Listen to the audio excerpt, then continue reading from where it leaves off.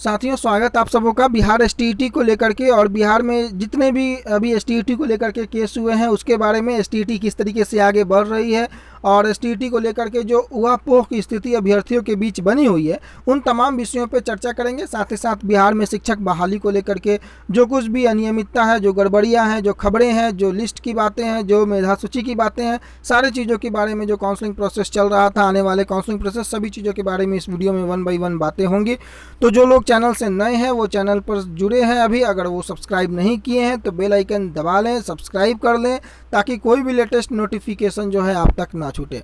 सबसे पहले एसटीईटी की बातें अगर हम करें तो बिहार एसटीईटी में आप लोगों को पता है कि 21 जून के बाद से लगातार जो है केस एक से एक केस पटना हाईकोर्ट में हो रहे हैं, लेकिन अभी किसी भी केस की जो है वो सुनवाई की संभावना नहीं दिख रही है। लेकिन दिलीप कुमार झा वाले केस के लेकर के एक बड़ा अपडेट है जिसको मैं आपको बताऊंगा। उसके पहले एसटीईटी को लेकर के कुछ अन्य बातें करनी है।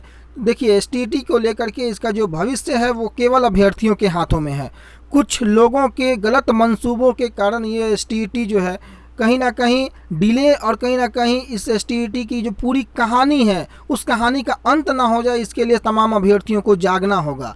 कई लोग चाहते हैं कि ये बहाली पूरी ना हो, कई लोगों के ये मंसूबे हैं कि इस बहाली में स्टे लगा दिया जाए, इस बहाली को यहीं पर रोक दिया जाए। अब यहाँ पर कई धड़े एसटीईटी को लेकर के आगे आते जा रहे हैं। पहले सरकार ने इन्हें 2 भागों में विभाजित किया, लेकिन आज के डेट में अगर आप देखेंगे तो ये 2 नहीं, ये 4 से 5 भागों में बिहार एसटीईटी जो है अलग अलग गुटों में विभक्त हो चुका है। बताने की आवश्यकता नहीं है, समझने वाले लोग समझते होंगे कि मंसूबे किनके सफल हो सकते हैं, मंसूबे किनके सफल नहीं हो सकते हैं, किनके प्रयास जो है बिहार एसटीईटी को लटकाने की है और लटकाने के पीछे का वजह क्या है, लगभग तमाम लोग उससे परिचित होंगे। फिलहाल मैं अगर बात करूं कि बिहार एसटीईटी में बीच का रास्ता क्या हो सकता है, क्योंकि सरकार ने जो 80,000 का डाटा दिया है सभी लोग उससे परिचित होंगे, उससे मान पाना। चूँकि जिस प्रकार से ना इतनी उसमें गड़बड़ियां, जहां कंप्यूटर का स्पेलिंग गलत, डाटा में कई प्रकार की अनियमितता, रिजल्ट में अनियमितता, मेरिट में जिस प्रकार से आप सो कॉल्ड जो मेरिट हुआ था, कम नंबर वाले ऊपर, ज़्यादा नंबर वाले नीचे, ऐसे तमाम खबरों को आप लोग देखे हैं। उनके बाद फीमेल का रिजल्ट, मेल में कैटेगरी में अंतर, फ्रीडम फाइटर में ना होते हुए फ्रीडम फाइटर में रिजल्ट, इन सारी चीज़ों को आप अलग रख दें। फिलहाल क्या इसकी कंडीशन बनती हुई नज़र आ रही है? क्या अभ्यर्थी लगातार इंतजार करते रहें? दो बातें जो मैं आपको बताता हूं, उन 2 बातों पे आपका जोर नितांत आवश्यक होना चाहिए। शिक्षा विभाग के अंदर खाने जो कुछ चल रही है सीटों के रिकैलकुलेशन को लेकर के बातें, ये नितांत बिल्कुल आप गांठ बांध करके रख ले कि सीटें तो बढ़ानी होंगी। विभाग के अंदर भी कार्रवाई सीटों को बढ़ाने को लेकर के चल रही है। आने वाले कुछ दिनों में इसका ऑफिशियल भी जो है वो लेटर जारी हो सकता है, कुछ दिनों का आप इंतजार करें। लेकिन जब तक लिखित रूप से कुछ चीज़ जानकारी आपके पास ना आ जाए, आप किसी भी बात पे यकीन ना करें, चाहे वो कोई भी हो। बिहार एसटीईटी की जो एग्जामिनेशन है 12 मार्च के बाद की जो परिस्थितियां बनी 21 जून तक, उस समय का वो जो दरमियान समय था वो बेहद ही खुशनुमा समय था। लेकिन 21 जून के बाद सारी कथनी और करनी में जिस प्रकार से अंतर स्पष्ट होता गया, उसके बाद कही हुई बातों पे यकीन करना बेहद मुश्किल है। इसलिए भले ही अंदर खाने कार्रवाई चल रही हो, ये मैं आपको बता रहा हूँ, लेकिन जब तक स्पष्ट रूप से लेटर जारी ना हो प्रयासों को नहीं छोड़ना है। पिछले कई दिनों से जो ट्विटर कैंपेन का आयोजन किया गया, वो ट्विटर कैंपेन काफ़ी सफल रहा, आप लोगों का साथ बेहद मिला। कई अखबारों ने उसे कवर किया, हिंदुस्तान से लेकर के कई बड़े बड़े अखबारों ने कवर किया। उसके बाद भी क्या यह प्रयास हमारा काफ़ी है? बिल्कुल नहीं। आपके प्रयास के बदौलत ही ये सीटों की रिकैलकुलेशन की बातें चल रही हैं। अदरवाइज गवर्नमेंट को कोई शौक नहीं है कि एक भी बंदों को वो तत्काल नौकरी देने के पीछे कार्यवाही को आगे बढ़ाए। अगर गवर्नमेंट को नौकरी देना होता तो फिजिकल एजुकेशन टीचर को देखिए आप, जिनकी कोर्ट में उन्होंने हलफनामा दे रखा था प्रधान सचिव महोदय ने कि भाई टाइम बाउंडेशन था कि अप्रैल 2020 तक इनकी नियुक्ति पक्की कर दी जाएगी, तब जाकर के उन्होंने अभी तक नियुक्ति पक्की नहीं की। 8,000 सीटों के अकॉर्डिंग जो 3500 के आसपास कैंडिडेट जो क्वालिफाई हुए हैं उनकी नियुक्ति नहीं हो पा रही है। क्यों? क्योंकि ढीले पड़ जाने से सरकार और ढीले बस्ते में इसे डाल देती है।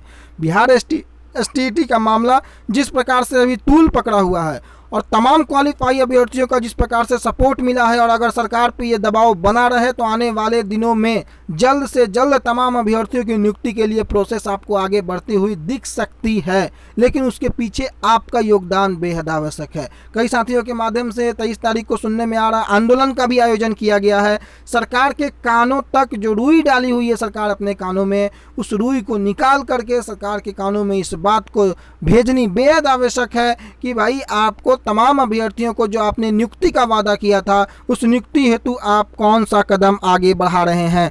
कई लोगों का यह कहना है कि सीटों को बढ़ाने पर ध्यान क्यों दिया जा रहा है। भाई सीटों पर बढ़ाने पर ध्यान इसलिए दिया जा रहा है ताकि मैक्सिमम से मैक्सिमम जो एसटीटी क्वालिफाई अभ्यर्थी हैं जिन्होंने कई उम्मीदें लगा रखी हैं इस एग्जामिनेशन से, उनके उम्मीदों पर कोई आंच ना आए। ये बात कई लोगों के माध्यम से कही जाती है कि कैसे 26,000 लोगों को आप एसएसटी में जगह दिलवा पाएंगे, कैसे 17,000 सीटें जो हैं विभाग कंप्यूटर साइंस में क्रिएट करवा पाएगी। तो इसका मतलब तो उन लोगों को मैं एक यही जवाब देना चाहता हूं कि यह सोच कर कि आप प्रयास ही ना करें तो विभाग यह गारंटी मैं देता हूं कि एक सीट ना बढ़ाए आपके लिए।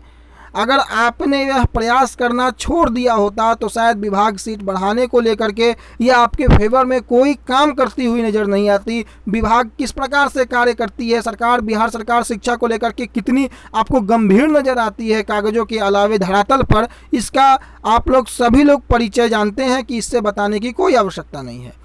लेकिन ये आपके प्रयासों का नतीजा है कि गवर्नमेंट जो है सीटों को बढ़ाने को लेकर के विचार कर रही है। चूँकि गलती गवर्नमेंट की है, गलती सरकार की है, उन्होंने गलती की है, विभाग की गलती का हर्जाना अभ्यर्थी क्यों भुगते।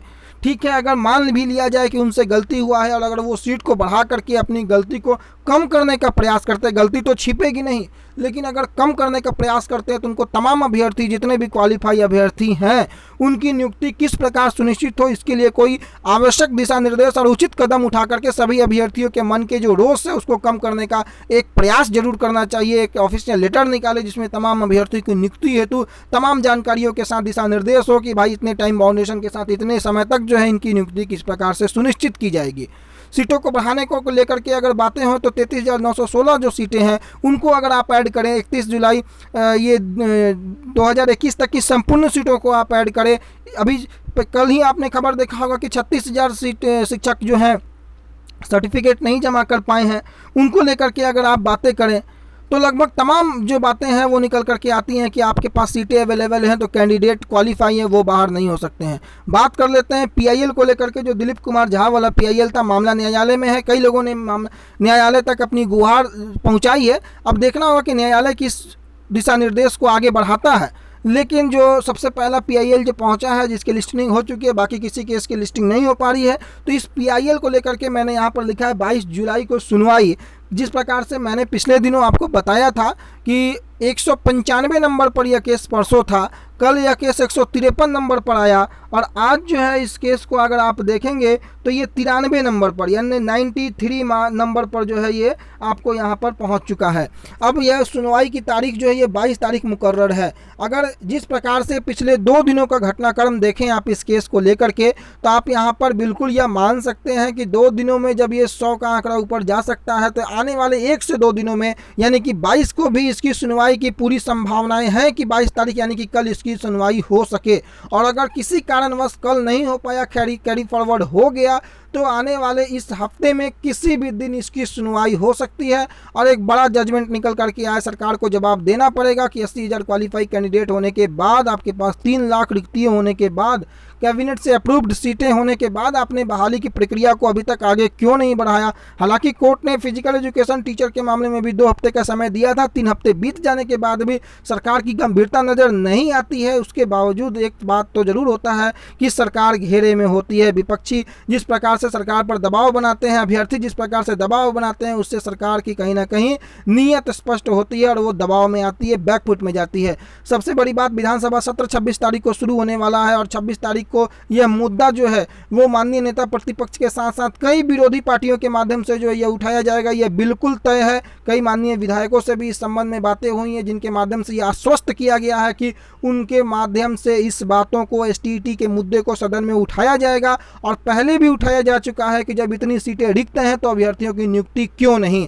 इन तमाम चीज़ों को देखने के बाद आकलन यही लगाया जा सकता है कि अभ्यर्थी जिस प्रकार से प्रयासरत हैं, अगर आपका प्रयास कुछ दिनों तक अगर और जारी रहा, लगातार जिस प्रकार से आप एक्टिव हैं, थोड़े दिन अगर आप और एक्टिव रह गए तो वाकई आपके लिए कोई सुखद खबर जो है वो देखने को मिल सकती है शिक्षा विभाग की तरफ से। भले ही वो अपनी खुशी से ना मजबूरी से ही सही, लेकिन उन्हें निकालना पड़ेगा। छठे फेज में जिस प्रकार से आप खबरें देख रहे हैं, अनियमितता के लगातार खबरें आती हैं, उनके बीच अभी भी सीटें जो हैं वो खाली हैं। कई प्रकार से अभ्यर्थियों की सूची में गड़बड़ी होती है, दोषियों पर कार्रवाई होने की बातें मंत्री महोदय के द्वारा की जाती है।